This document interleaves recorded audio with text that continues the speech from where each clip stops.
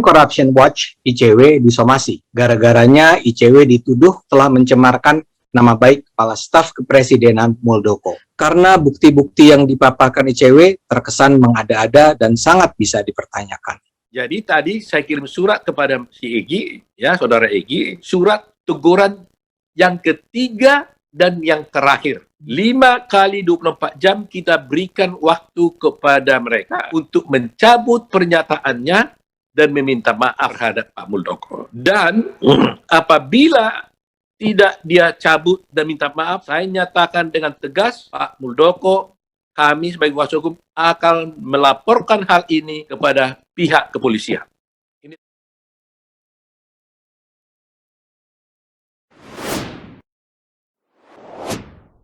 Indonesian Corruption Watch ICW disomasi.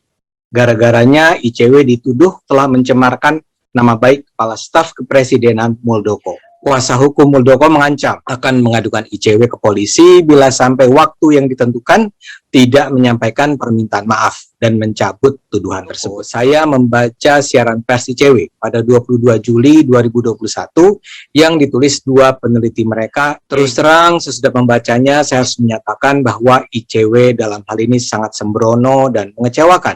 ICW memang tidak secara spesifik menyebut Muldoko sebagai pejabat publik yang dimaksud. Namun kalau kita membaca teks ICW secara keseluruhan, sangat jelas. Yang dituduh sebagai rent seeker adalah Muldoko. ICW dalam hal ini jelas tidak bersikap adil pada Muldoko. Karena bukti-bukti yang dipaparkan ICW terkesan mengada-ada dan sangat bisa dipertanyakan. Apakah ICW membackup segenap dugaan tersebut? Sayangnya tidak. Kepala Staf Kepresidenan Muldoko melalui kuasa hukumnya Otto Hasibuan melayangkan somasi ketiga kepada ICW terkait polemik promosi Ivermectin dan ekspor beras. Otto mengatakan surat teguran tersebut ditujukan kepada peneliti ICW Egy Primayoga agar meminta maaf dan mencabut pernyataannya.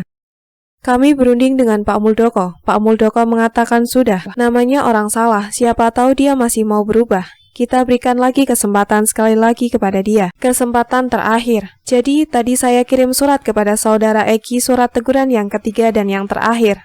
Kata Otto dalam konferensi pers virtual Jumat 20 Agustus 2021. Dalam surat Otto ke ICW itu, Muldoko meminta peneliti ICW meminta maaf dan mencabut pernyataannya dalam rentan waktu 5 kali 24 jam atau 5 hari. Jika Egy tidak mencabut pernyataannya, Otto mengatakan bisa saja pihaknya atau Muldoko sendiri yang akan melaporkan hal tersebut ke polisi atas dugaan pencemaran nama baik. Saya sekali lagi nyatakan, tidak boleh seorang itu berlindung di balik alasan demokrasi, berlindung di dalam alasan pengawasan kepada pemerintah, tapi mencemarkan dan memfitnah orang lain, itu tidak boleh, ungkapnya. Sebagaimana saya sudah bicara dengan Pak Muldoko, nanti kalau 5 hari lagi mereka juga tidak mau mencabut dan meminta maaf, mudah-mudahan Pak Muldoko sendiri nanti yang akan mengucapkan, menyatakan tegas laporan itu nanti di pihak kepolisian, ujarnya. Lebih lanjut, Otto mengaku mendapatkan bukti-bukti ICW berniat untuk melakukan pencemaran nama baik. Otto mengatakan dalam sebuah diskusi bersama ICW. ICW sempat mengatakan terdapat misinformasi dalam polemik promosi Ivermectin. Akan tetapi Otto menilai ICW telah mengakui adanya kesalahan tetapi tidak justru meminta maaf.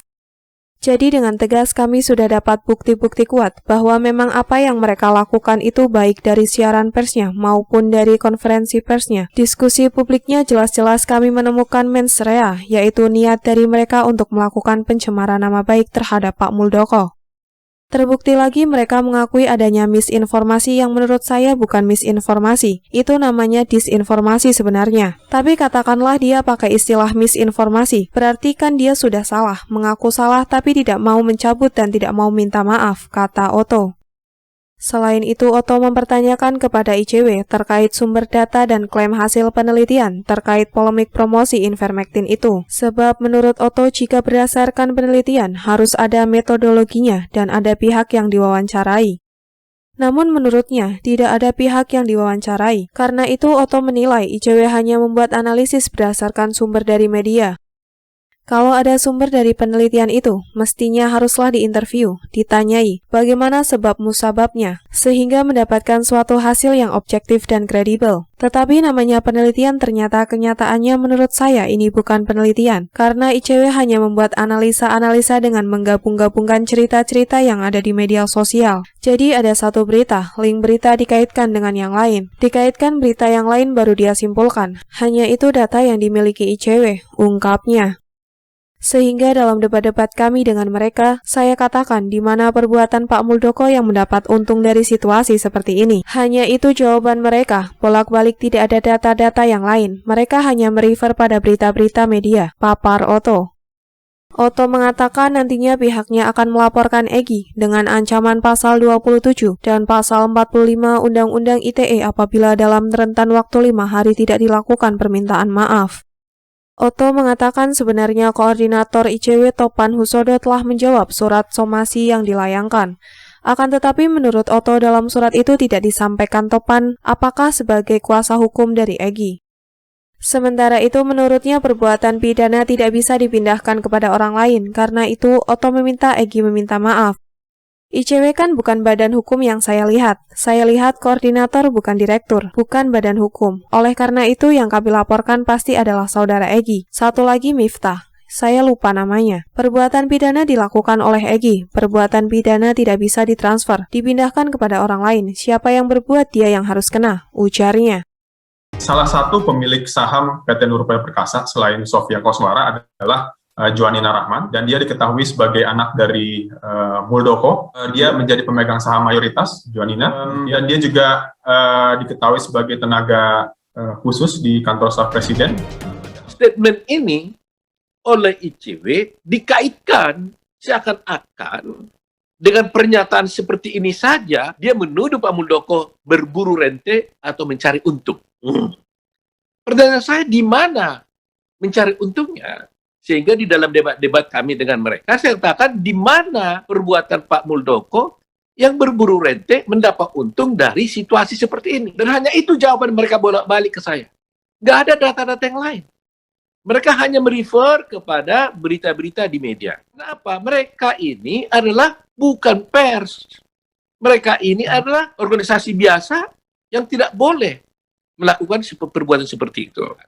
Nah, jadi dengan tegas, kami sudah dapat bukti-bukti kuat bahwa memang apa yang mereka lakukan itu, baik dari saran persnya maupun dari konferensi persnya, diskusi publiknya, jelas-jelas kami menemukan mens rea. Mens rea yaitu niat dari mereka untuk melakukan pencemaran nama baik terhadap Pak Muldoko. Terbukti lagi, mereka mengakui adanya misinformasi yang menurut saya bukan misinformasi, itu namanya disinformasi sebenarnya. Walaupun itu ditolerir sebagai disinformasi, bukan misinformasi. Misinformasi bagaimana kan? Mungkin disinformasi, tetapi katakanlah dia pakai istilah misinformasi. Berarti kan dia sudah salah, mengaku salah, tapi tidak mau mencabut dan tidak mau minta maaf. Nah, atas dasar itu, kami berunding dengan Pak Muldoko. Pak Muldoko mengatakan, sudah, namanya orang salah, siapa tahu dia masih mau berubah. Kita berikan lagi kesempatan sekali lagi kepada dia. Kesempatan terakhir.